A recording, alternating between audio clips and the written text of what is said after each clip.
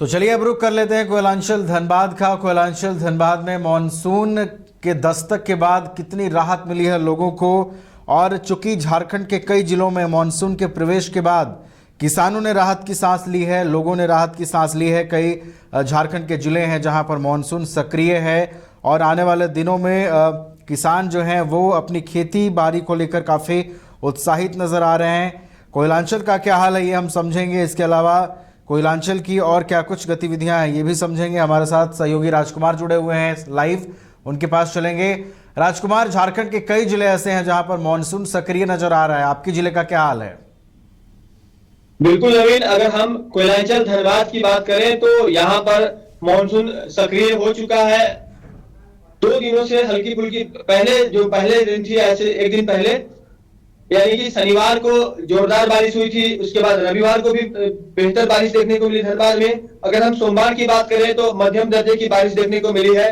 किसानों के चेहरे खिले हुए हैं, ग्रामीण क्षेत्र में किसान अपनी खेती बाड़ी में जुट चुके हैं। और अगर शहर की बात करें तो शहर में विद्युत व्यवस्था चरमराई हुई है। शहरी में जो निगम के जो साफ सफाई की व्यवस्था है वो भी थोड़ी सी चरमराई हुई है। इसके अलावा कई जगहों पर जो ऐसे क्षेत्र जहां पर साफ सफाई नहीं हुई थी वहां पर वाटर लॉगिंग की भी समस्या देखने को मिल रही है। लेकिन सबसे बड़ी बात यह है कि अब चूंकि राहत की बूंदें बरसने लगी है तो कहीं ना कहीं जो तालाब है या फिर जो अन्य जल स्रोत है वो सूख चुके थे, वहां पर लोगों की उम्मीदें जम बंध गई है कि अब जो पेयजल की समस्या है या फिर जो नहाने धोने की जो पानी की समस्या है, ये जो तमाम जो तालाब सूख गए थे वो फिर से भर जाएंगे, लबालब हो जाएंगी, तो लोगों को बेहतर सुविधा मिल पाएंगी और जो पेयजल संकट का भी निपटारा जो है वह हो पाएगा। इसके अलावा अगर हम शहर की गतिविधियों पर नजर डालें तो आज धनबाद कोयलांचल के लिए महत्वपूर्ण दिन है, क्योंकि विनोद बिहारी महतो कोयलांचल विश्वविद्यालय में नए कुलपति के रूप में प्रोफेसर राम कुमार का चयन किया गया है, जो कि पीएचयू में कार्यरत थे। वनस्पति विभाग के वो प्राध्यापक रह चुके हैं। इसके अलावा अगर हम बात करें तो यहाँ पर वो प्रोफेसर पवन कुमार पोद्दार की स्थान लेंगे, क्योंकि वो प्रभारी कुलपति के रूप में अब तक अपनी सेवा देते रहे थे और उनके पास जो अधिकार था वो बहुत सीमित था। लेकिन ऐसे में विश्वविद्यालय का जो तमाम जो महत्वपूर्ण कार्य है उसका संपादन मुश्किल हो रहा था, जिसमें कि कई ऐसी नीतियां होती हैं जिसमें कि जो अस्थायी कुलपति होते हैं वही उस मामले में कहीं ना कहीं निर्णय ले सकते हैं। तो अब यह जो परेशानी है वह दूर हो जाएगी, कॉलेजों के बीच आपस में बेहतर समन्वय हो सकेगा, बेहतर शिक्षा का माहौल कायम हो सकेगा, एकेडमिक कैलेंडर जो है वो बेहतर तरीके से चल पाएगा और जो तमाम परेशानियां हैं वो दूर हो पाएगी। इसके अलावा अगर हम आपको बात करें तो कल चूंकि 1 जुलाई थी तो कल पहला केस जो दर्ज हुआ है नए कानून के तहत, भारतीय न्याय संहिता के तहत, वह सरायढेला थाने में दर्ज की गई है और उसमें एक होटल में शराब परोसी जा रही थी, जहां पर की एसओजी की टीम ने छापेमारी की थी और वहीं पर जो संचालक थे उनके लोगों ने एसओजी की टीम पर हमला कर दिया था। इस मामले में कुल 3 लोगों पर एफआईआर दर्ज हुई है। 2 लोग उस वक्त गिरफ्तार भी हुए थे उसमें, और कुल 3 लोगों पर एफआईआर दर्ज की गई है। और यह जो एफआईआर दर्ज हुई है वह नए कानूनों के तहत हुई है। इसके अलावा 3 जुलाई यानी कि कल विधानसभा की विशेष ध्यान आकर्षण समिति आगत प्रश्न की जो समिति है वो आने वाली है। इसको लेकर धनबाद जिला प्रशासन ने तैयारियां शुरू कर दी है। जिन माननीय सदस्यों के द्वारा, विधानसभा के सदस्यों के द्वारा ध्यान आकर्षण में सवाल पूछे गए थे और जो शिकायतें दर्ज कराई गई थी उसका यहाँ पर कल समीक्षा बैठक देखने को मिलेगा। उस पर कितना कार्य हुआ है जिला प्रशासन की तरफ से, जिला पुलिस की तरफ से, इन तमाम कार्यों की जो समीक्षा है वह धनबाद में देखने को मिलेंगी। साथ ही आपको बता दें कि धनबाद में जितने भी जो क्षेत्र है, खास करके अगर हम राजनीतिक गतिविधियों की बात करें तो आज धनबाद में कांग्रेस की एक महत्वपूर्ण बैठक होने वाली थी, जिसमें कि लोकसभा चुनाव में हार की कारणों पर समीक्षा की जा रही थी, लेकिन उसे वापस फिर से ले लिया गया। ये दूसरी बार है जब डॉक्टर प्रदीप बलमुचु के नेतृत्व में आयोजित होने वाली समीक्षा बैठक स्थगित हुई है। अब की बार जो इसका कारण बताया गया है वो मंत्रिमंडल विस्तार बताया गया है कि मंत्रिमंडल का विस्तार होना है, इसके वजह से यह जो समीक्षा बैठक है वह स्थगित की गई है।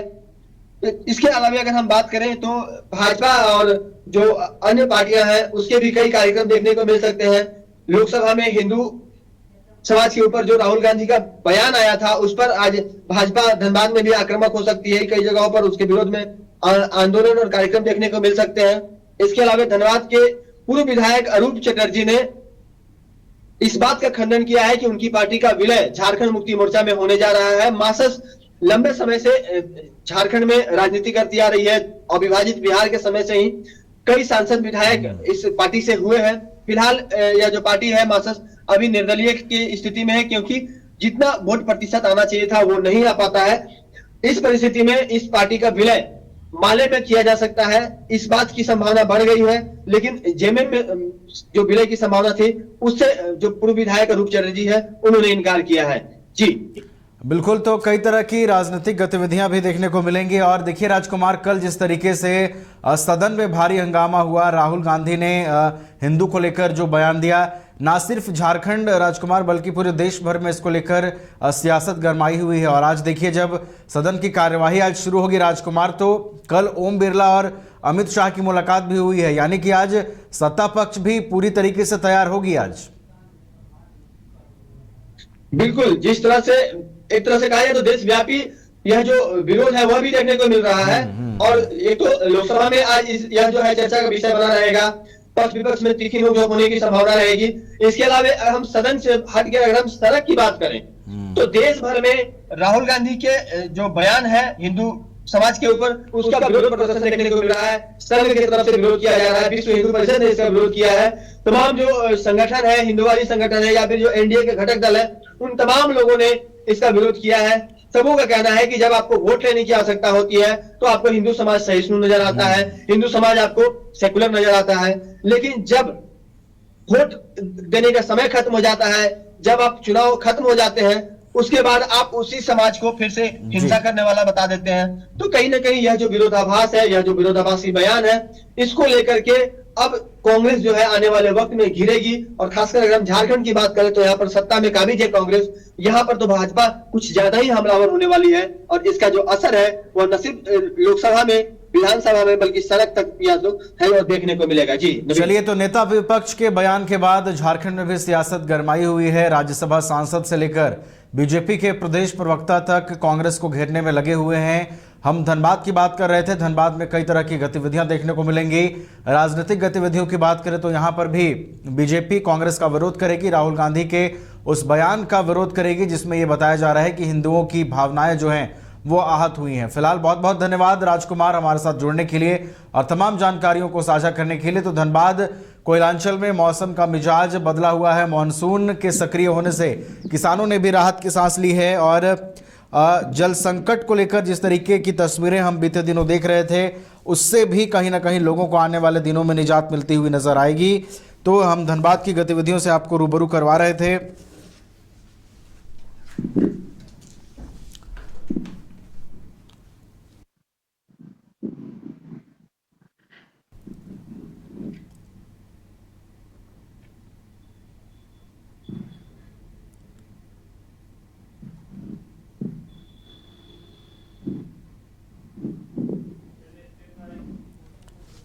घर के लिए ग्रोसरीज की जरूरत हो या चाहिए फल और सब्जी, डेयरी या बेकरी प्रोडक्ट्स चाहिए या beverages, snacks and branded foods चाहिए हो या ब्यूटी प्रोडक्ट्स, अब इनके लिए अलग अलग दुकानों की तलाश हुई खत्म, क्योंकि रांची में खुल गया है केस्टो मार्ट, जो रखे आपका और आपके बजट का ख्याल। हर सामान पर 5% की छूट, होम डिलीवरी की सुविधा भी। आज ही पधारें Kesto Mart, one stop solution for every customer's requirements. Call 9153989339. Amity University का पटना और रांची कैंपस पिछले कई सालों से लगातार शिक्षा के क्षेत्र में अनमैच्ड एक्सीलेंस प्रदान कर रही है। यूनिवर्सिटी रिसर्च और इनोवेशन और के कल्चर को बढ़ावा देती है और यही कारण है कि यहाँ के शिक्षकों और छात्रों ने मिलकर अब तक 1000 से ज्यादा रिसर्च पेपर और 100 से ज्यादा पेटेंट फाइल किए हैं। 26 से अधिक पेटेंट पब्लिश्ड हुए हैं और 3 पेटेंट ग्रांट भी हो चुके हैं। और यही नहीं, यहाँ के फैकल्टीज और स्टूडेंट्स 100 से अधिक किताबें पब्लिश भी कर चुके हैं। यूनिवर्सिटी के दोनों ही कैंपस में स्टूडेंट्स को कॉर्पोरेट प्लेसमेंट प्रोसेस को क्रैक करने के लिए ट्रेनिंग दी जाती है और इसलिए एमिटी यूनिवर्सिटी अपनी स्थापना से ही देश विदेश के कई जानी मानी मल्टीनेशनल कंपनीज जैसे अमेजॉन, एक्सेंचर, जेपी मॉर्गन और GPT, TCS, Wipro, ITC, federal bank, Hindustan Unilever जैसी 180 रेप्यूटेड कंपनीज के लिए रिक्रूटमेंट की प्रेफर्ड चॉइस बन गया है। यही वजह है कि आयुष कुमार को जेपीटी कंपनी लिमिटेड में 24 लाख, जान निसार अख्तर को अमेजॉन से 30 लाख और देव नरूला को ह्यूमन होल्डिंग कंपनी लिमिटेड से 44 लाख 50 हजार का पैकेज मिला है। वहीं सुमन गुप्ता को पालो ऑल्टो में मिले 47 लाख के हाईएस्ट पैकेजेस से यूनिवर्सिटी ने बिहार और झारखंड में एक नया रिकॉर्ड कायम किया है। नए अनुभव, जोश और उमंग का बेजोड़ संगम है छोटा नागपुर वाटर किंगडम। यहां आपको पुल पार्टी से लेकर वाटर वेव का होगा एकदम नया अनुभव। सबसे ज्यादा स्लाइड वाला राज्य का पहला वाटर पार्क का नाम है छोटा नागपुर वाटर किंगडम। तो परिवार के साथ आए रातू फन कैसल के पास स्थित छोटा नागपुर वाटर किंगडम।